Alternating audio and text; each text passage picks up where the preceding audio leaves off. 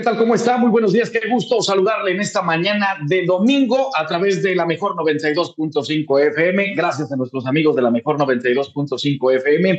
Gracias también a usted por la confianza y la sintonía. Saludamos también con muchísimo gusto a todos nuestros amigos que se están incorporando a nuestro canal de YouTube MBS Noticias Monterrey. Si usted tiene la oportunidad y tiene el tiempo, conéctese con nosotros a nuestro canal de YouTube MBS Noticias Monterrey y comparta esta transmisión para que llegue a más y más personas. Como siempre, hablando de temas de interés, temas que por supuesto marcan el día a día y el acontecer histórico de nuestro país y claro, del mundo entero. Les saluda Carlos Campos, estamos abiertos a la comunicación, nos puede contactar en MBS Noticias Monterrey, en todas nuestras redes sociales y también en Carlos Campos-S1. El día de hoy pues abordamos el momento histórico que vive la Iglesia Católica, que vive el mundo entero, como lo fue el proceso de elección del nuevo Papa, luego del fallecimiento de Francisco, el pasado 21 de abril. Francisco, cuyo nombre de pila fue Jorge Mario Bergoglio, fue el primer Papa originario de Latinoamérica. Su pontificado estuvo marcado por un estilo pastoral cercano, su énfasis con cuestiones quizás más liberales, el cuidado de los pobres, el tema del medio ambiente, así como una visión de una iglesia católica más libre. Su muerte, después de 11 años al frente del Vaticano, pues dejó un legado profundo, pero también una iglesia con enormes retos, con enormes desafíos. Ya hay un nuevo papa, el Papa León XIV, designado el 8 de mayo de 2025, el cardenal Robert Francis Prevost o Prevost, dependiendo la pronunciación. Algunos en Estados Unidos en inglés lo pronuncian Prevost, en Latinoamérica hay quien lo pronuncia como Prevost. En fin, ya hay nuevo Papa, hablamos del tema, hablamos de los retos que enfrenta la Iglesia Católica. Y para ello, como siempre, de la mano con expertos de primer nivel, saludo con muchísimo gusto a Rixio Portillo, él es profesor de la Universidad de Monterrey, aquí en la UDEM, egresado de la Universidad de Zulia, en Venezuela, con estudios de posgrado en gerencia, estudios superiores en periodismo digital en la Universidad Gregoriana de Roma y también autor del libro El Vaticano en la encrucijada venezolana y el sucesor de Francisco. Rixo, ¿cómo estás? Qué gusto saludarte, bienvenido. Carlos, buenos días a ti y a toda la audiencia. También un gusto compartir. Gracias y bienvenido a este espacio, bienvenido a tu casa. Pues, ¿cómo lo ves desde tu punto de vista? ¿Cómo se vivió todo este proceso para elegir al nuevo Papa, al sucesor del Papa Francisco? Creo que primero la característica mediática, es decir, de alguna manera han sido acontecimientos del siglo XXI envueltos en toda el entramado de comunicación digital y comunicación mediática que hizo que mucha gente, creyente o no creyente, no sé si por farándula o por lo que sea, pero estaban pendientes de cómo era el proceso. Y creo que también a partir del rasgo de esta película que salió a principios de este año, Cónclave, hizo que la efervescencia de la opinión pública estuviese muy atenta de lo que ocurrió, pero personalmente me gusta el resultado. Creo que León XIV fue buena opción de los cardenales. Ahora bien, para entender bien a bien este proceso, precisamente por este tema mediático, en medio de esta película de la que hace referencia, de algunas series también en plataformas digitales, les cayó como anillo al dedo porque pues todo fue fluyendo y poco a poco incrementando, se posicionaron este tipo de contenidos como de los más vistos, los más solicitados, porque la gente quiere entender qué es lo que sucede en un cónclave, por ejemplo, que es a puerta cerrada, que se supone que están incomunicados, etcétera, etcétera. ¿Cómo es un cónclave? ¿Cómo se lleva a cabo? Son dos procesos. Uno, lo que se llaman las congregaciones generales, cuando los cardenales conversan entre ellos y perfilan un poco cómo debería ser la personalidad del que esperan elegir. Hubo 12 congregaciones generales en esta oportunidad. Las primeras fueron como muy sistemáticas, como para decir el día de la elección, el día del cónclave, las que van a ser las exequias, es decir, una cosa más como organizativa. Yo pienso que después de las 6, 7 más o menos fue cuando comenzó a tener carne el asador. Y lo interesante de ese momento es cuando, te digo, perfilan rasgos de personalidad y rasgos de temas, es decir, hay desafíos concretos que se proponen. Interesante porque los primeros briefings de prensa sobre esas sesiones pasaron desapercibidos y fueron las claves para entender por qué el nombre de León XIV. Y luego vino el momento del cónclave, que sí fue 7 de mayo, pero el cónclave es netamente para votar.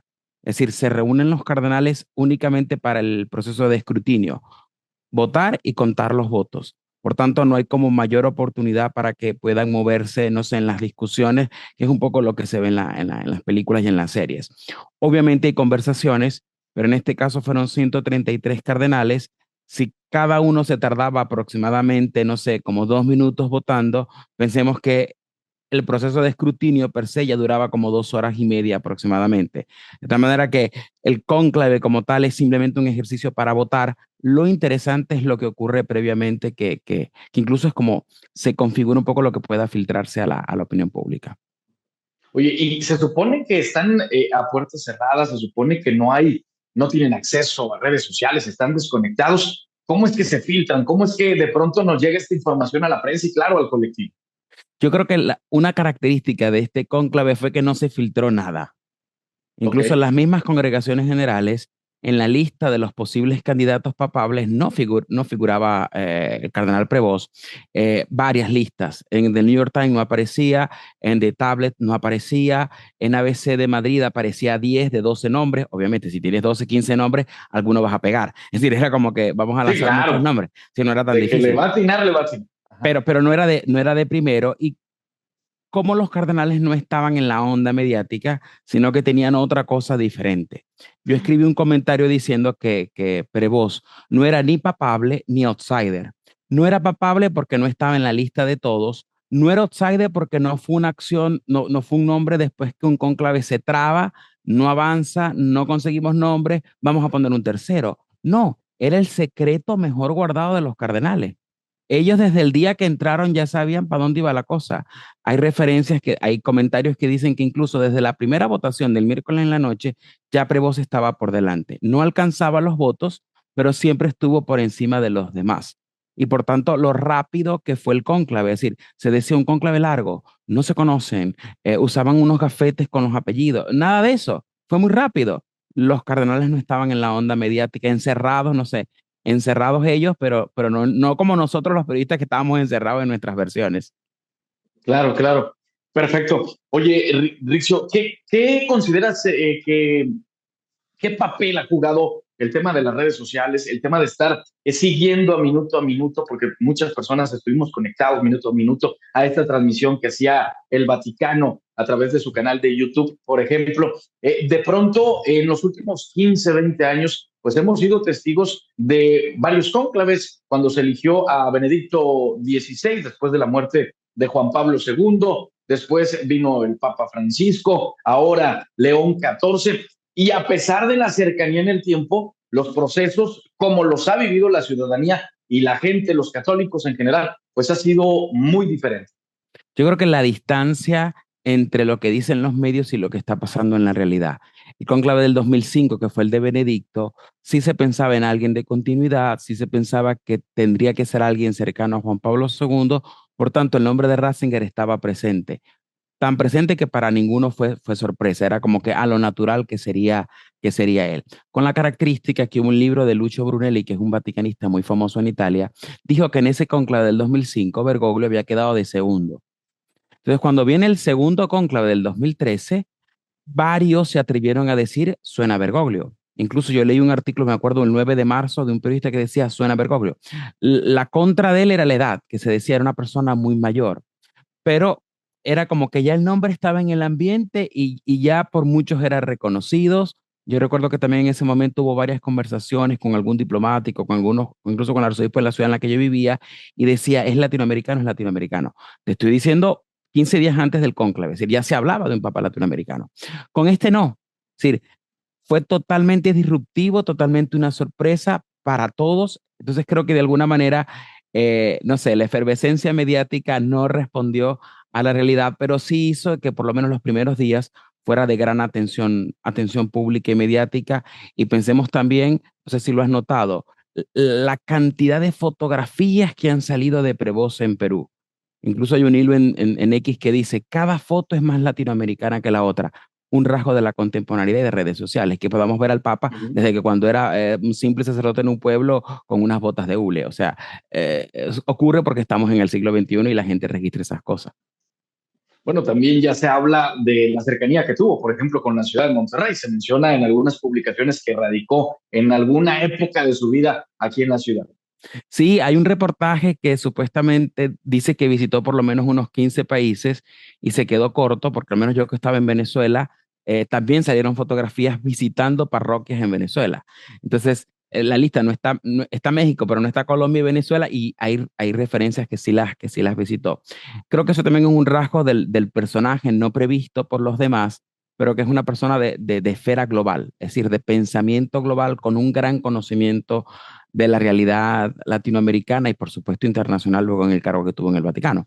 Pero un personaje muy interesante de pensamiento global, que creo que es lo interesante y lo que quizás necesitamos como papa siguiente después del gran Papa Francisco.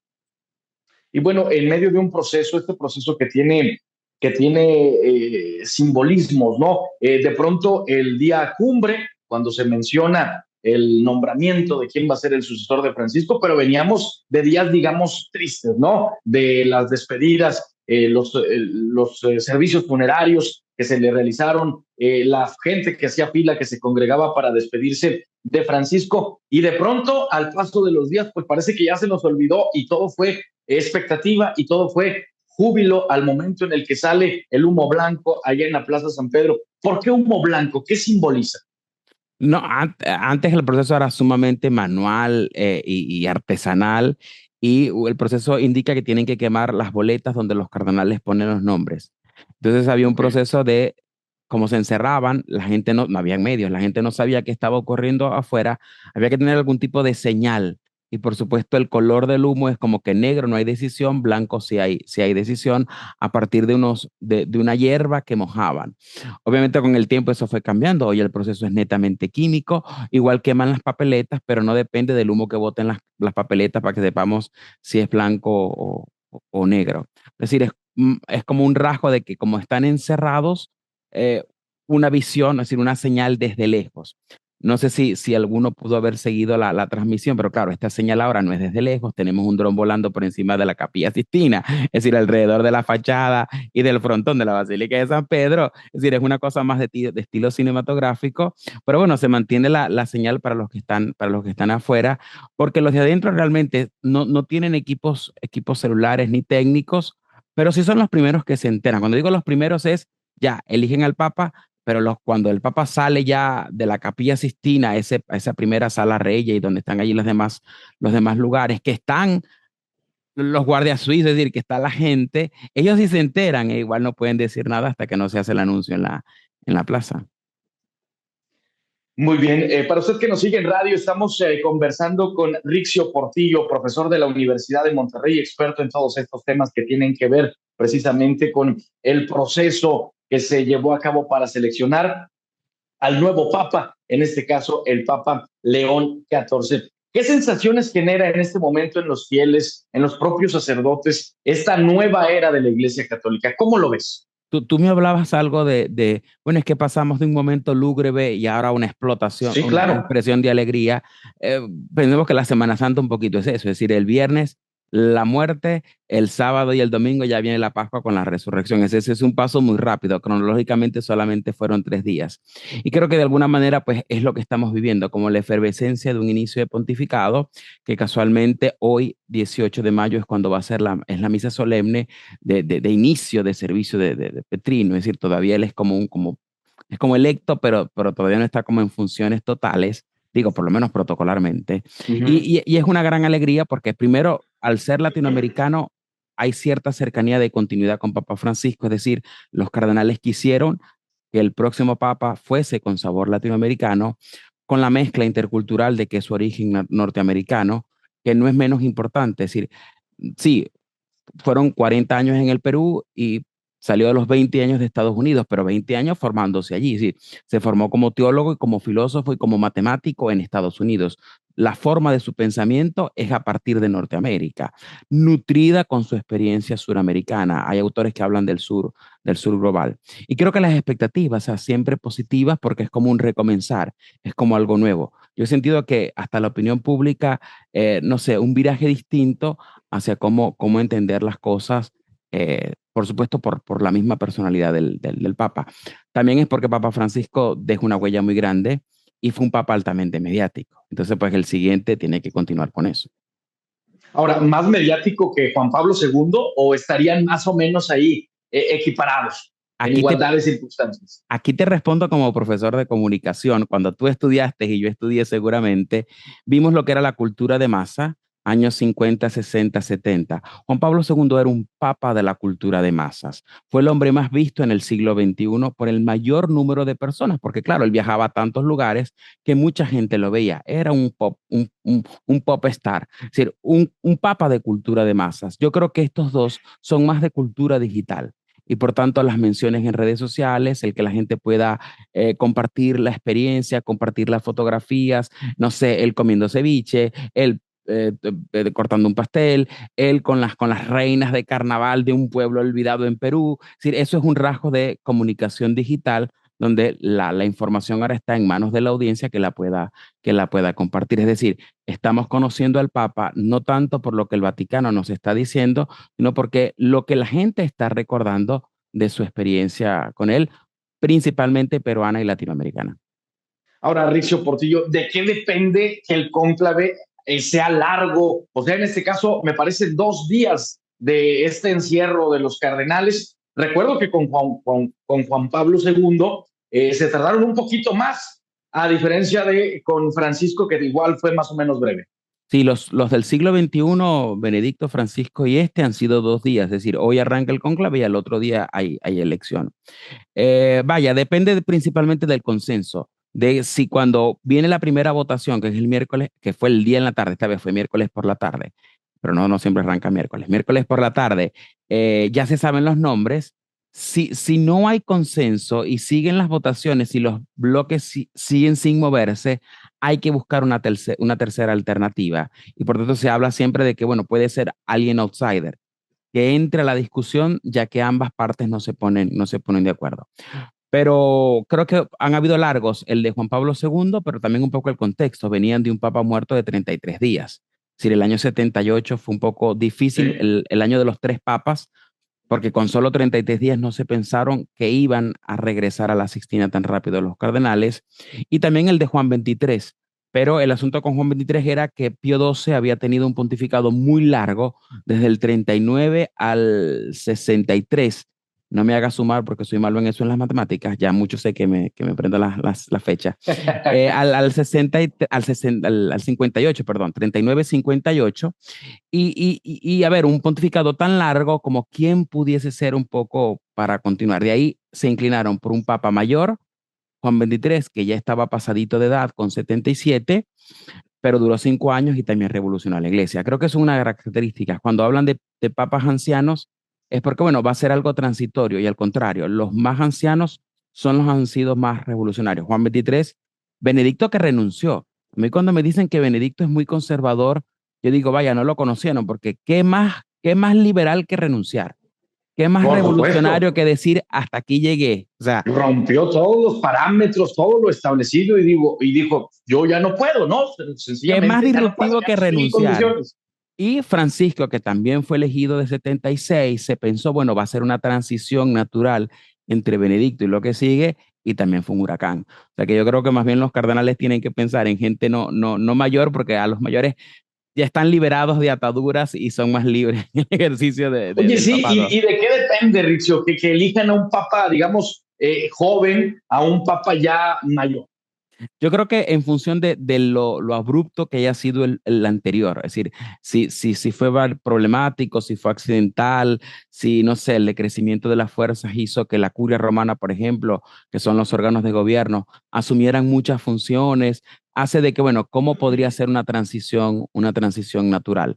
Eh, Interesante, en este conclave no se habló de la curia romana, ya no se vio como problema, que en el 2013 sí, por lo tanto yo creo que privó la edad, privó personalidad y creo que lo menos fue la nacionalidad. Me parece que los cardenales no estaban pensando en eso. Muy bien. Estamos conversando con Rizzio Portillo, profesor de la Universidad de Monterrey, autor de diversos libros de interés colectivo. Vámonos a la pausa, pero continuamos con más de su programa Retos. Volvemos. Gracias por continuar con nosotros. Seguimos en esta transmisión a través de la mejor 92.5 FM y gracias también a quienes están conectando con nosotros en nuestro canal de YouTube MBS Noticias Monterrey. Estamos conversando con Rizzio Portillo. Él es profesor de la Universidad de Monterrey, autor de diversos libros como El Vaticano en la encrucijada venezolana y El sucesor de Francisco. Estamos hablando de este momento histórico que vive la Iglesia Católica con el fallecimiento del Papa Francisco y con el nombramiento del cardenal, en este caso del cardenal Robert Francis Prevost, o ahora conocido como el Papa León XIV. ¿Qué nos puedes decir del nuevo Papa? ¿Cuál ha sido el camino que ha seguido dentro de la Iglesia Católica? Creo que hay elementos claves. Primero, su nombre, el león, que tiene toda una connotación cristológica, el león de Judá y demás, es decir, tiene un rasgo de símbolo. Pero León XIII fue el papa del cambio entre el siglo XIX y el siglo XX y fue el papa del primer documento social, 1891. Digo documento social, una encíclica social que se llama Rerum Novarum, que fue sobre el movimiento de los trabajadores a partir de la Revolución Industrial. Entonces, es el modelo, cambio de modelo productivo, el Papa hace una encíclica sobre eso, la primera vez en la historia. Entonces, que este haya querido llamarse León ya nos reveló que había sido por León XIII y que había sido frente a los desafíos de la tecnología y lo que ya no es una revolución industrial, pero sí una revolución tecnológica con la inteligencia artificial, de tal manera que retoma un nombre antiguo, pero de cara a lo que está pasando en el presente y hacia el futuro. Y la referencia creo que de la paz, un hombre de paz, que es un poco el juego de palabras que yo he intentado hacer. Los cardenales fueron muy astutos, ponen en el escenario global un norteamericano que no habla de muros, sino que habla de paz. Varias referencias en ese primer discurso y ahorita que hace poquitos días lanzaron su cuenta X, retomaron la cuenta X porque la tenía en nombre de Francisco y ahora eso va a ser un archivo histórico. Los primeros trinos son sobre la paz. Entonces creo que es un hombre que va a estar empeñado en trabajar realmente en la paz en un mundo de guerra, como diría Papa Francisco, de tercera guerra mundial a pedazos.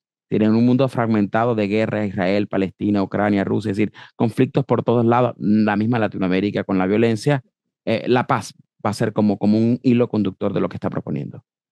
Oye, y servirá el hecho de que el Papa León XIV sea de nacimiento estadounidense, tomando en cuenta el momento histórico que también vive el mundo con la presidencia de Donald Trump, que habla de muros, como bien lo indica Rizzio, pero que también habla de aranceles, ¿no? De esta guerra comercial con el mundo, de esta guerra que de pronto le declara a diversas naciones, entre ellas varios países de Latinoamérica, como México, por el tema de la crisis migratoria, por el tema de la crisis relacionada con grupos delictivos. ¿Será de influencia el contar con un papa de origen estadounidense para, digamos, doblar tantito, suavizar tantito a un líder tan duro como lo es Donald Trump? Yo creo que sí, sobre todo que su personalidad es una persona bastante discreta, es muy sencillo, no es tan efervescente como Papa Francisco, quizás tan expresivo como Papa Francisco. No quiere decir que no lo sea, pero no es tan, no sé, vehemente como Papa Francisco, que el enojo y la risa y todo era como sin filtros. Insisto, no es porque sí voy a utilizar los filtros, pero sí siento que es una personalidad más discreta y desde el punto de vista diplomático, la Santa Sede siempre se ha movido con discreción. Es decir, ha sido una diplomacia pacífica que busca la paz, pero desde lo discreto, desde los sosegados, sin ningún tipo de protagonismo. Entonces creo que uno de los retos es ver cuál va a ser esa línea diplomática de este Papa, porque con Francisco era una diplomacia de puertas abiertas, de ventanas abiertas, de exhibición de comentarios. Es decir, tantísimas cosas que dijo sobre, no sé, la martirizada Ucrania, fue a la embajada rusa a las pocas horas del conflicto.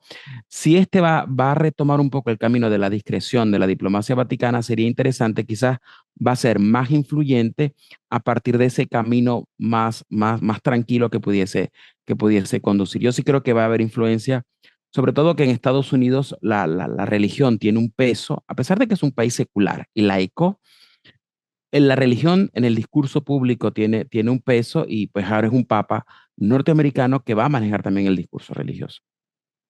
Oye, ¿cómo viste la aparición que tuvo, la primera aparición que tuvo? ¿Cómo consideras que fue recibido por los espectadores, pero también por el mundo entero, que percibíamos pues esa euforia por el momento y que no fue momentánea, que se ha prolongado al paso de los días?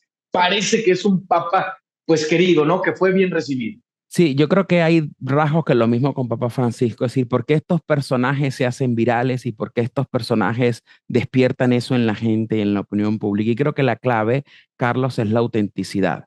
Es decir, es gente que se muestra realmente auténtica como es.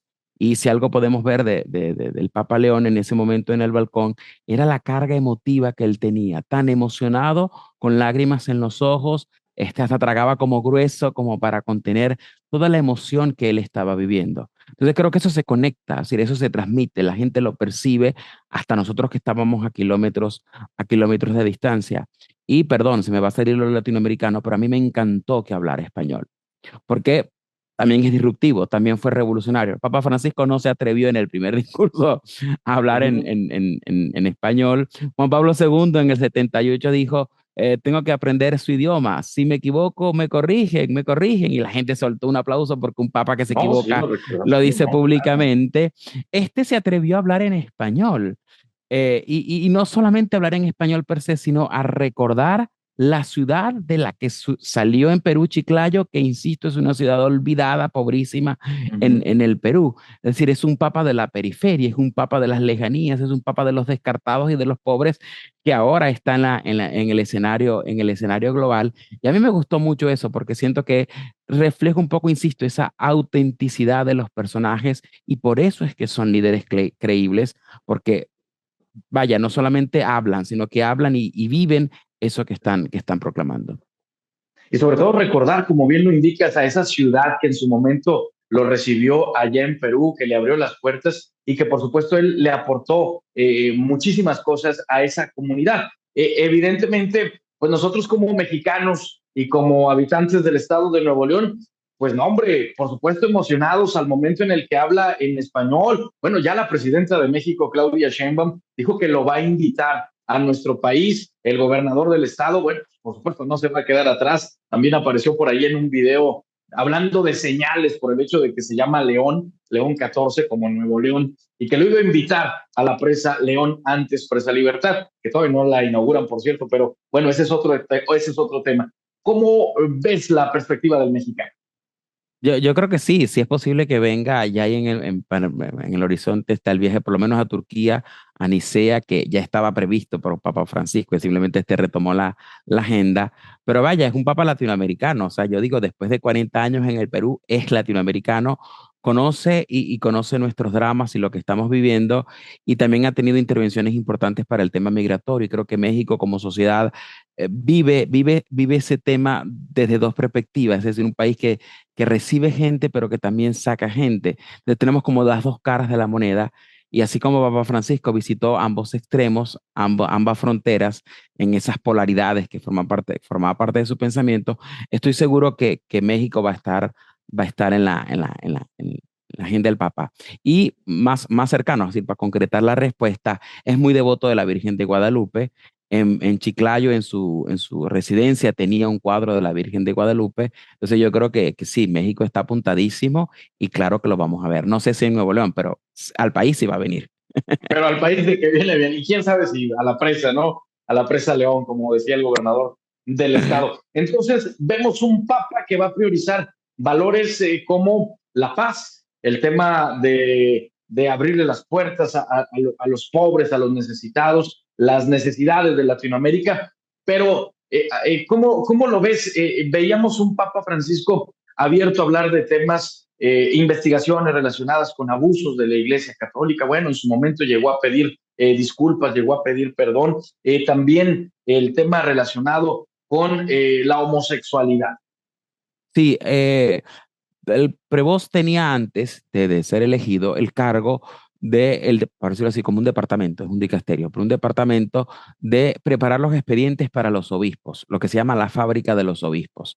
Entonces eso hace que él tenga un conocimiento total de nombres situaciones y lugares, cuando digo situaciones, problemas conflictivos, porque es allí donde llegan, por decirlo así, los expedientes y si hizo algo malo, es decir, él recoge allí la información y esto es una pista clave. Obviamente va a mantener el compromiso de tolerancia cero frente a los abusos. Yo creo que Perú también es una situación conflictiva. Hubo un grupo de laicos y religiosos que hicieron ahí una serie de cosas y que fue disuelto previo a la Semana Santa, con la anuencia de Papa Francisco, pero sobre todo también con el brazo ejecutor de Prevost. O sea que de ese lado yo no temería de que va a continuar un poco la política de tolerancia cero, que siempre me gusta decirlo, Carlos. En el Vaticano es absoluta.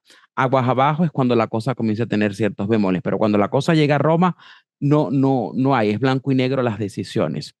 Sobre temas, vamos a decir, polémicos en el pontificado de Papa Francisco, hay una pista también en ese discurso en el balcón. Dios ama incondicionalmente a todos. Entonces yo creo que de alguna manera va a mantener esa línea de una iglesia todos, todos, todos. Sí creo que va a haber un énfasis teológico, cristocéntrico por su nombre, por las referencias que ha hecho, porque siempre hace como referencia a Jesús y a Cristo como eje orientador de su mensaje, pero no lo veo en una actitud de exclusión ni de segregación. Un hombre que habla de paz, de diálogo y de encuentro no cabría en ese discurso. Y otro dato es un poco el lema de su episcopado: en aquel que es uno somos uno. Entonces, la unidad creo que también es un rasgo que va a ser esencial en este tiempo.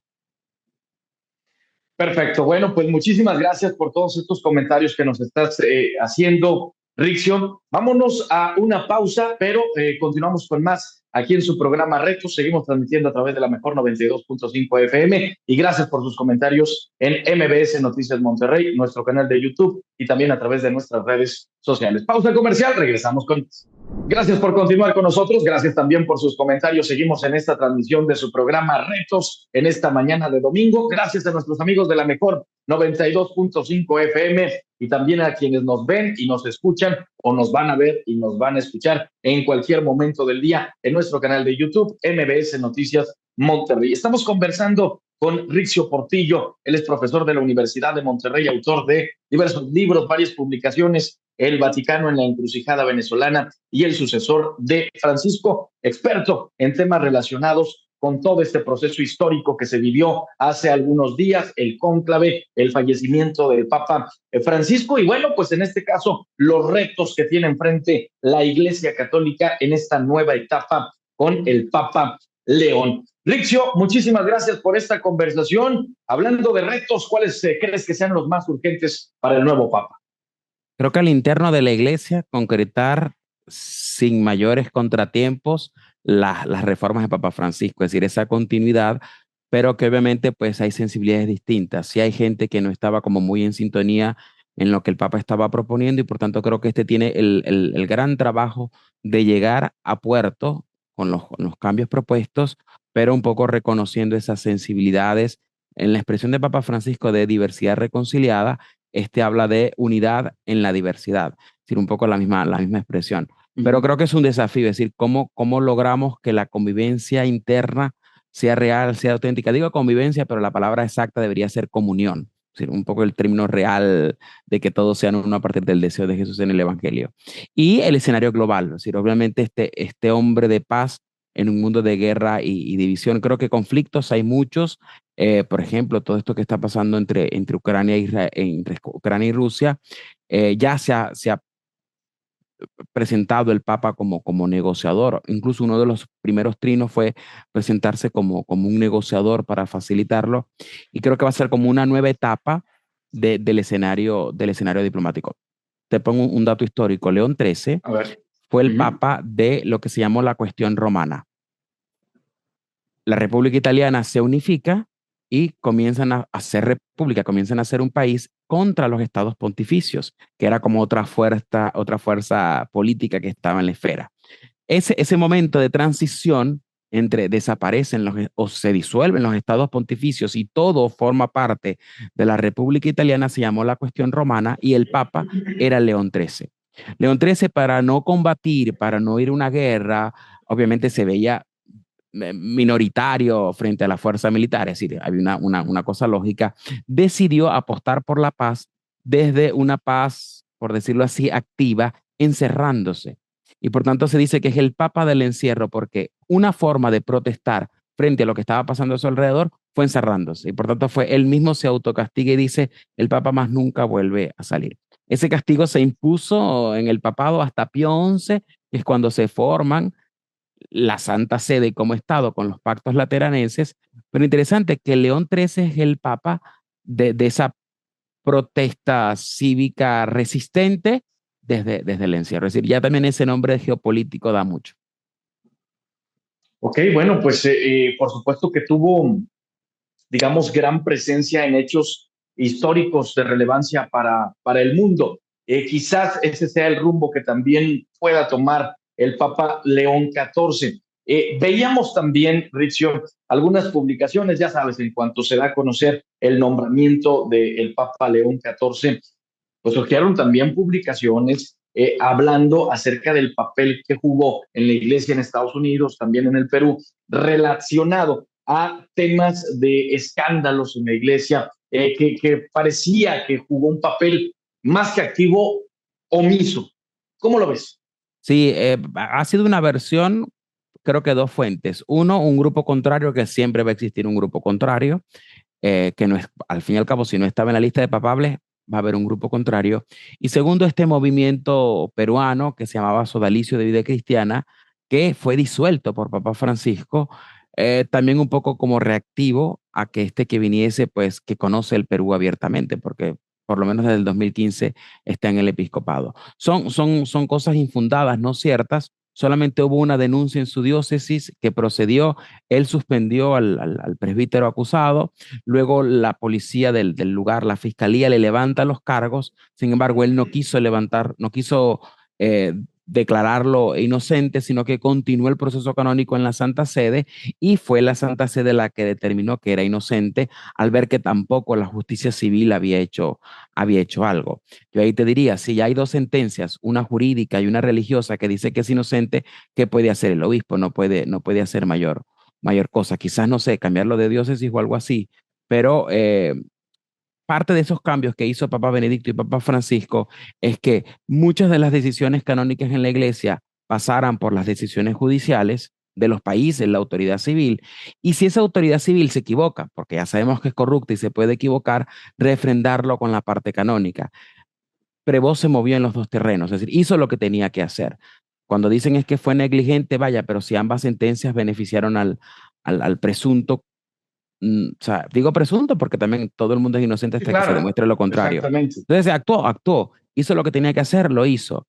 Y te digo, cuando lo llevaron en el 2023 a la fábrica de los obispos, estoy seguro que el Vaticano revisó su expediente, y si lo pusieron allí y el Papa Francisco lo puso allí, era porque era un hombre sin mancha, de ese Digamos, tipo. es una especie de guerra sucia, ¿no?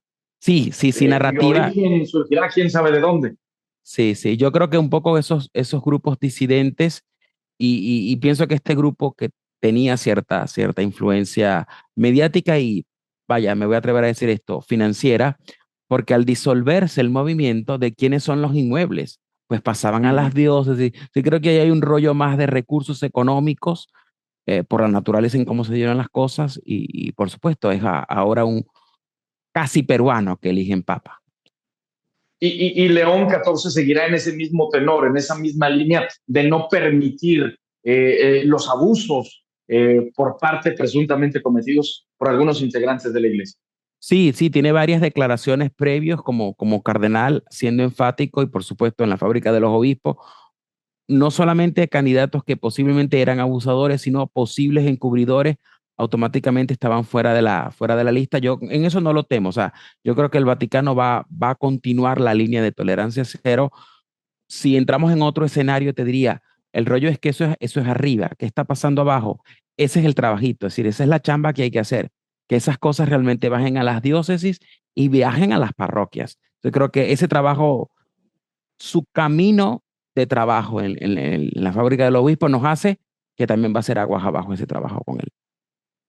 Muy bien, para usted que nos sigue en radio, estamos conversando con el maestro Rizzio Portillo, él es profesor de la Universidad de Monterrey, experto en temas eclesiásticos que ya le hemos estado presentando en los últimos minutos. Hablamos del mundo actual, ¿Qué mundo actual recibe la Iglesia Católica, enfrenta a la Iglesia Católica? ¿Cómo conservar el número de fieles católicos que de pronto se dice que han venido a la baja, ¿no? La gente hasta cierto punto quizás comienza a alejarse de la iglesia, ya no asiste a la iglesia, o a lo mejor se viven otros tiempos de vivir la fe. A lo mejor por medio de redes sociales hay quien se conecta y sintoniza o busca la transmisión de la misa, por ejemplo, o sigue los rosarios, qué sé yo. En fin, ¿cuál es el reto que tiene enfrente la Iglesia Católica en estos tiempos que cambian año con año? Obviamente hace 5 años no es el mismo mundo que estamos viviendo en estos momentos.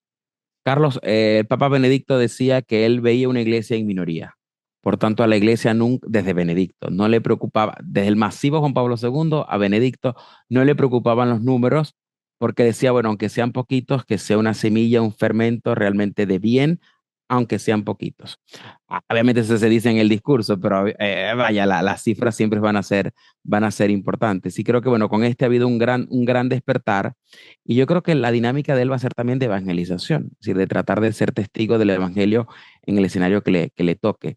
León XIII, vuelvo al nombre, fue el papa de lo que se llamó obras misioneras pontificias, infancia misionera, joven misión, es decir, quien hizo esos movimientos de misioneros laicales en las diócesis. De tal manera que creo que León XIV va a continuar con ese desafío. No, no pensando en que si somos mayoría o minoría, sino un poco con el deber de tener que evangelizar. Y en la primera homilía que hizo en la Capilla Sistina con los cardenales, me parece que fue al otro día de la elección, dijo una palabra digo, frases muy interesantes. Dijo, bueno, ver a Jesús como un líder carismático, verlo únicamente como un personaje histórico, verlo como una persona buena onda, también es una forma de un ateísmo pragmático. O sea que creo que también va a introducir el tema del ateísmo, pero no desde el miedo de que estamos perdiendo gente, sino como el desafío de que frente a un ateísmo reinante hay que tener algo que decir. Quizás ateísmo y desde las universidades decimos, es un ateísmo, pero hay espiritualidad, hay trascendencia, la gente igual cree en algo superior. Entonces, Claro. en esa trascendencia natural, pues proponer la imagen de Jesús y proponer el camino del Evangelio. Ok, en cuanto al número de fieles católicos, ok, quizás los números, dicen las autoridades de la Iglesia Católica, no nos preocupan los números, ¿no? Somos una iglesia quizás de minorías y con que esté ahí la semilla. Pero, ¿qué pasa con los líderes de cada iglesia católica? Se habla también de una crisis en cuanto al número de sacerdotes. Cada vez menos jóvenes buscan seguir ese camino. Hay preocupación. ¿Cómo podría enfrentar la iglesia católica ese déficit? Sí, obviamente sí hay preocupación y hay como que lugares que sí, lugares que no. Es decir, cada país tiene Ok. sus números distintos. Por ejemplo, Francia el año pasado redoblaron el número de vocaciones y fue sumamente sorpresivo porque mucha gente dice Europa ya está perdida. Latinoamérica va como a vías de una secularización, es decir, hay reflejos de que posiblemente va a llegar eso. El gran despertar es la iglesia en Asia y por eso se pensaba en un papa asiático. Ahí el Papa no ha dicho nada, pero esto sí te lo dice Rixio. Yo sí creo que hay cosas que tienen que repensarse, por ejemplo, la vida sacerdotal, la vida presbiteral, cómo son las comunidades parroquiales, son cosas que necesariamente tienen que pensarse y creo que la vía de la sinodalidad puede ayudarnos a eso. Datos que puedan servirnos, que hayan dos papas que vengan de comunidades religiosas, jesuitas y agustinos, porque este es agustino, ya indica que el camino de iglesia es para la vida en comunidad. Cuando digo vida en comunidad es que la diferencia de los sacerdotes, que son, no sé si la gente lo sepa, diocesanos, que pertenecen a la diócesis, normalmente viven solos. Es decir, viven en una casa parroquial solo. Los obispos viven solos. Entonces, que nos pongan dos papas con vida en comunidad. Francisco no quiso vivir en el brazo apostólico por vivir en comunidad en Santa Marta. Y los agustinos tienen el rasgo de que tienen que vivir varios en una misma casa. Creo que es parte de ese repensar cómo va a ser la convivencia presbiteral y sacerdotal, porque sí es algo que la iglesia tiene que pensar. Sí, yo creo que no voy a decir actualizar, celibato, es decir, no me meto hasta allá, pero sí como Ok. repensar formas de convivencia entre ellos desde ese espíritu de comunidad, porque al fin y al cabo el proyecto societario del cristianismo es comunidad.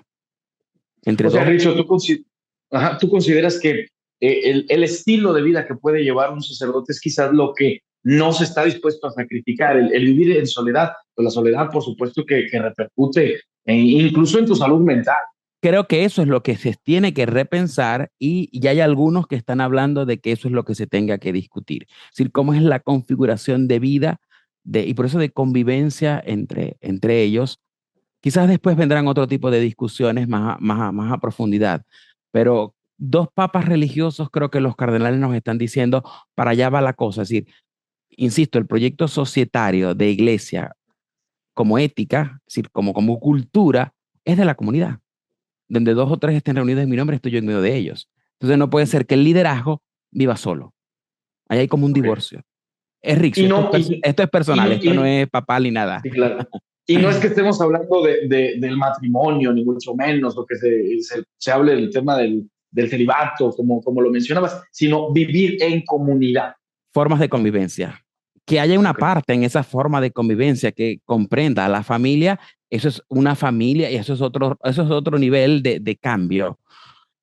Papa Francisco dijo que él no quería llegar al cielo y entregarle a Jesús esa decisión en sus manos. Es decir, que él no lo iba a hacer. Pablo VI tampoco lo quiso hacer. Juan Pablo II lo negó rotundamente en un documento. Este no sabemos, no lo ha dicho. Yo me imagino que va por la misma línea, pero creo que es más fácil de repensar si entra un matrimonio, se casan o no se casan, cómo logramos hacer que este ejercicio de convivencia humana sea realmente social, para que no puedan darse esas deficiencias humanas, naturales porque la gente se siente sola. O sea, no justifico, no estoy justificando nada, pero creo que sí es una idea que tiene que repensarse. Pongo un ejemplo, hasta los mismos seminarios. Es decir, que el seminario sea concebido como una especie de comunidad monástica donde el candidato se aleja, no ve a sus padres. O sea, ya va. La vida de la iglesia societaria es comunitaria. ¿Cómo entendemos esa parte? Creo que Francisco dio líneas sobre eso y por vida religiosa y por Agustino, va a dar líneas también sobre eso, aunque no se han mencionado. Oye, y el papel de la mujer al interior de la Iglesia Católica, se ha hablado del tema, se ha mencionado, se habla como un posible reto, sobre todo en los tiempos que vivimos en estos momentos. A mí me gusta responder como Papa Francisco, que creo que se las sabía todas. Y vaya, ha sido el personaje que estudié. A la mujer hay que valorizarla y no clericalizarla. ¿Qué significa esta expresión? Que a la mujer hay que darle el valor real que tiene la iglesia y no un sustituto de cura. Porque si no estamos entendiendo que quien tiene el poder y la autoridad son los curas. Entonces, no, lo que hay que revertir es ese pensamiento clerical que la autoridad viene de un cura. Y de ahí por eso Papa Francisco introducir a mujeres a puestos claves que no estén vinculados al orden, que no estén vinculados a los sacramentos. No sé si me explico. Es decir, voy a poner a la gobernadora de la Ciudad del Vaticano mujer, porque para ser gobernadora de la Ciudad del Vaticano no imparte sacramentos. No importa porque ese cargo no depende de que tenga que dar misa o no.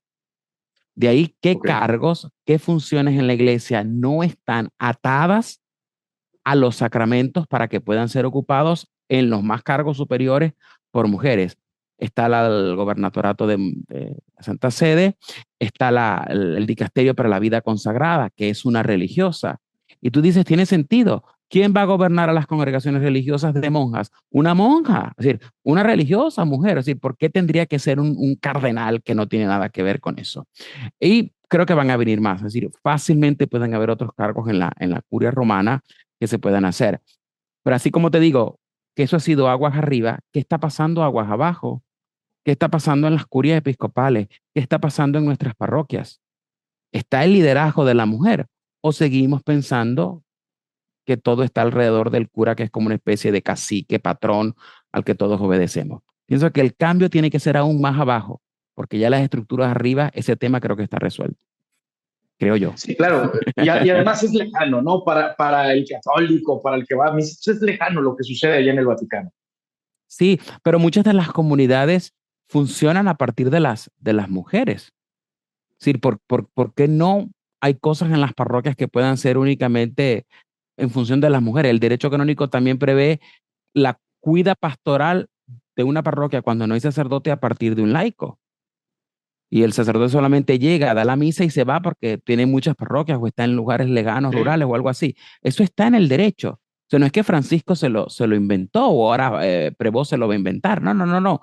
Es simplemente reconocer el liderazgo natural que sí tienen las mujeres. Y yo creo que todavía aguas abajo, mucho camino por recorrer. Quizás hay más sensibilidad arriba que abajo. Abajo seguimos todavía con esquemas, no voy a decir de qué siglo, pero en las parroquias normales hay esquemas no, no contemporáneos sobre eso. De años muy atrás. Oye, Richo, pues me dio muchísimo gusto conversar contigo. Muchísimas gracias por tu tiempo, Richo Portillo. No me gustaría despedirme de ti sin antes escuchar una conclusión, un mensaje final para todos nuestros amigos Radio Escuchas, una reflexión en torno a todo lo que hemos estado abordando en los últimos minutos. Yo diría apoyar al Papa a ver qué nos propone y siempre ir como al esencial o al fondo. Es decir, creo que un poco la deuda con Papa Francisco fue que nos quedamos en la vaciedad de los gestos, en la banalidad de que, hizo esto, dijo aquello, y no lo leímos en fondo. No hacer eso con sino leerlo en fondo.